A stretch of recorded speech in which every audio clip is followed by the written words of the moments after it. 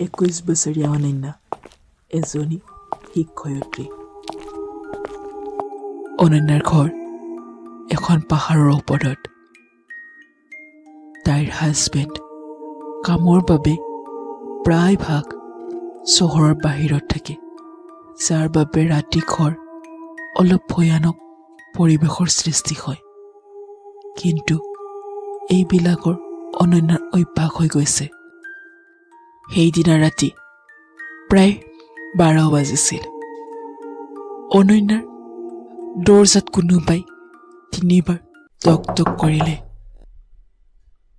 অনন্যা আচৰিত হৈ পৰিল, কাৰণ অনন্যা থকা অঞ্চলটোত ইমান ৰাতি সাধাৰণতে কোনেও কেতিয়াও কাৰো ঘৰলৈ নাযায়। অনন্যা দৰজাৰ সন্মুখলৈ গৈ খিৰিকীৰে বাহিৰলৈ চালে। অনন্যাই দেখিলে এজনী সৰু ছোৱালী বাহিৰত ৰৈ আছে। তাই সম্পূৰ্ণৰূপে তিতি গৈছে, যেন তাইক কোনোবাই পুখুৰীত পানীত পেলাই পেলাই মাৰিছে। ছোৱালীজনী অতি সৰু মাতেৰে ক'লে, "বা, মোক ভিতৰলৈ যাবলৈ দিয়া, মোৰ ঠাণ্ডা লাগিছে।" অনন্যাৰ এইবোৰ একেবাৰে ভাল লগা নাছিল। এইটো অঞ্চলত আৰু ইমান ৰাতি। কিন্তু ছোৱালীজনীৰ অৱস্থা দেখা পাই অনন্যাৰ বেয়া লাগিল আৰু অনন্যাই দৰজা খুলিলে। ছোৱালীজনী ভিতৰলৈ সোমাই আহিল, কিন্তু কিবা ব্যতিক্ৰম আছিল। ছোৱালীজনীৰ ভৰি দুখন যেন মাটিত লগা নাছিল, যেন ওপৰেৰে ভাহি ভাহি উৰি আহি আছে। অনন্যাৰ হৃদয়ৰ স্পন্দন অতি জোৰেৰে বাজিব ধৰিলে। ছোৱালীজনী ভিতৰলৈ গৈ ক'লে, "বাইদেউ, অকণমান পানী পাম নেকি? বহুত বেয়া লাগিছে।" অনন্যা পানী আনিবলৈ পাকঘৰলৈ গ'ল।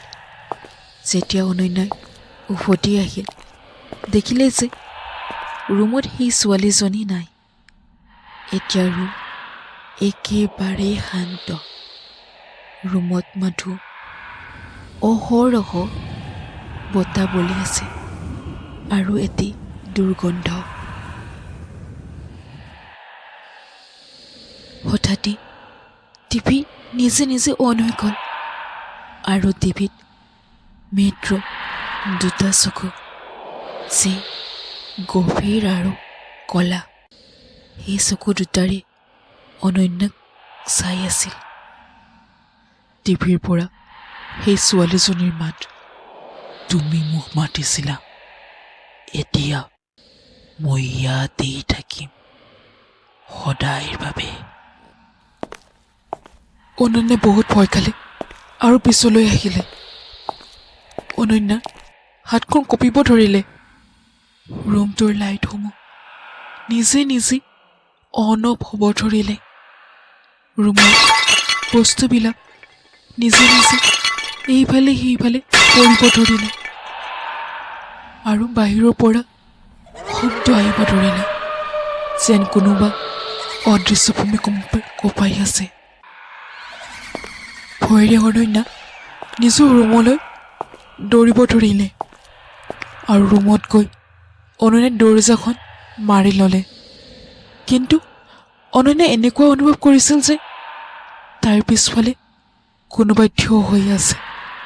অনন্যা অতি সাহসেৰে ঘূৰি চালে, দেখিলে যে সেইজনী তিতা ছোৱালীজনী অনন্যাৰ বিচনাৰ কাষত থিয় হৈ আছে।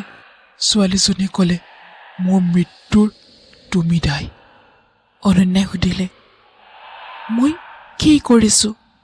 ছোৱালীজনী অতি খঙেৰে চিঞৰিলে, "2 সপ্তাহ আগত তই পুখুৰীৰ পাৰলৈ এটি পাথৰ মাৰিছিলি।" ছোৱালীজনী চিঞৰি আগলৈ ক'লে, সেই পাথৰটো মোৰ মূৰত পৰিছিল আৰু মই মূৰ্ছা গৈ পানীত পৰিছিলোঁ। তই হাঁহি তাৰ পৰা গুচি গৈছিলি। অনন্যাই ক'লে। মই সঁচাকৈ জনা নাছিলোঁ। ছোৱালীজনী অতি খঙেৰে অনন্যাৰ গলত ধৰিলে আৰু অনন্যাৰ উশাহ বন্ধ হ'ব ধৰিলে।